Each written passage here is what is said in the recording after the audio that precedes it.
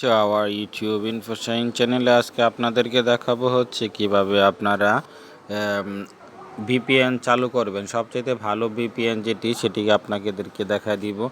এখন আপনারা প্লে স্টোরে চলে যাবেন। এখান থেকে প্লে স্টোর নামক অপশনে চলে যাবেন। এখানে দেখুন,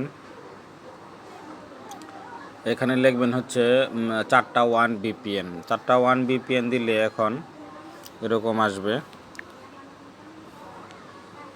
এই যে দেখুন 4টা 1 ভিপিএন, এই যে 4114 ভিপিএন, এটাকে আপনারা নিয়ে আসবেন। তো এটা আমি আগেই ইনস্টল করেছিলাম, সেগুলো এটা ওপেন হয়ে যাবে।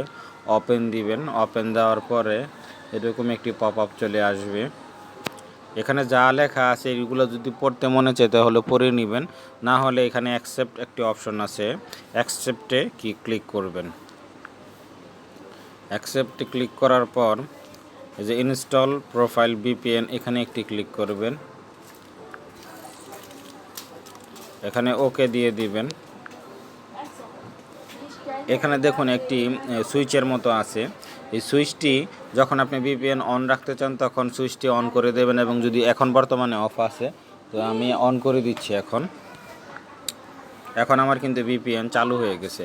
তো এইটি বর্তমান সবচাইতে ভালো কাজ করে। বর্তমানে ফেসবুক এবং ইউটিউব অনেক সময় ইন্টারনেট সংযোগ করার জন্য কাজ করে না, ঠিক মতো কাজ করে না।